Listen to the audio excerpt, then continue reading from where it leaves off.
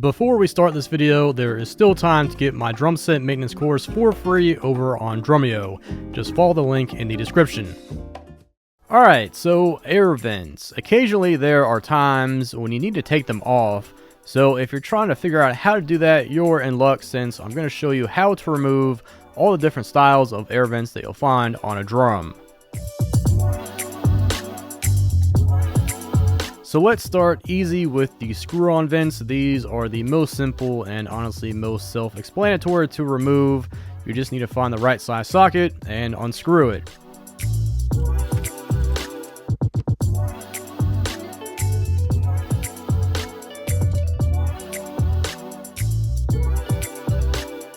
And when you need to put it back on, just screw it together.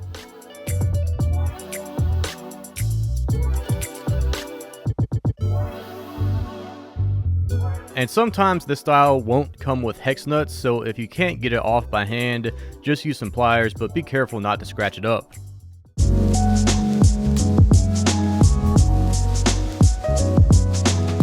Next up, we have the two-piece friction fit vent. All you need to remove this is a punch, or even a really small socket, a hammer, and then a way to prop the drum up so the air vent isn't touching the table. I'm just using these scraps of plywood. Take the punch and set it in the air vent on the inner edge of the outer piece of the air vent, if that made sense. Then just tap away.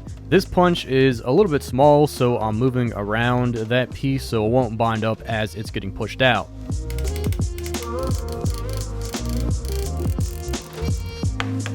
And there you go. The nice thing about this style is once you're ready to put it back on, you just push it in. And if you're having trouble, just use a soft face hammer and give it some gentle taps.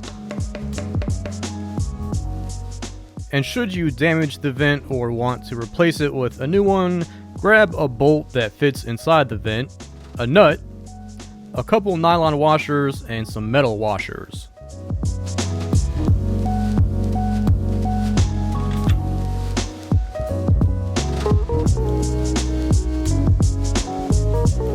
Then just tighten up the nut, and this will push the two pieces together.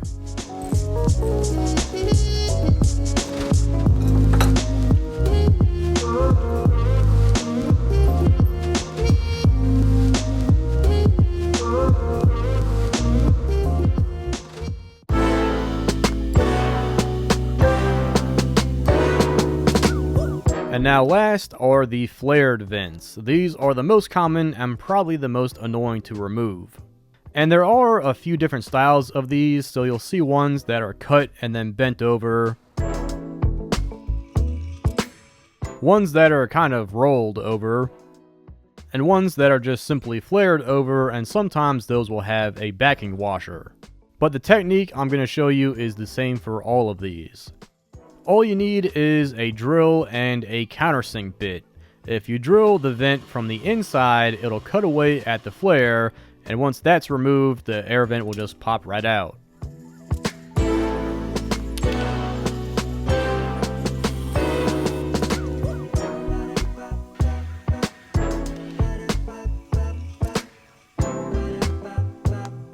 Another way to do this is with a round file. It's the same concept, you're just cutting away at the inner flare, but a countersink bit is much faster and much easier and is pretty idiot proof.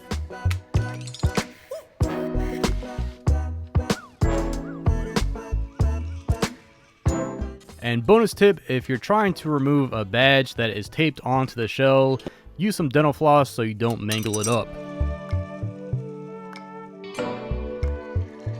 So now that we destroyed this thing, there's a few options you have for replacing it. You can glue it in place, which I'm guilty of, but I wouldn't recommend. You can replace it with a threaded air vent, which is definitely the easiest.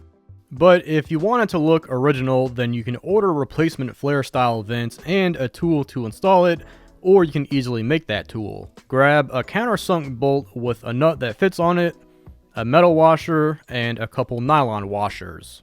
Put the vent on the drum, then insert the bolt through the backside, add a couple nylon washers to the front, then the metal washer, and then start tightening it. The taper on the bolt head will flare the vent over, which locks it in place.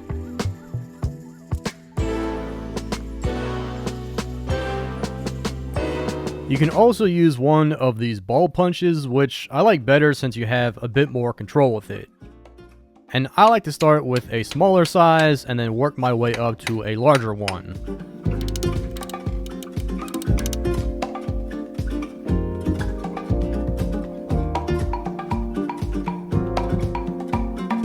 So there you go, those are a couple ways to remove and replace air vents on a drum. Everything I used in this video I'll link down below, so hopefully you learned something and this video helps you out on your next project. So if there's another tutorial type video you want me to make, just drop a comment, be sure to like and subscribe, and I'll catch you in the next one.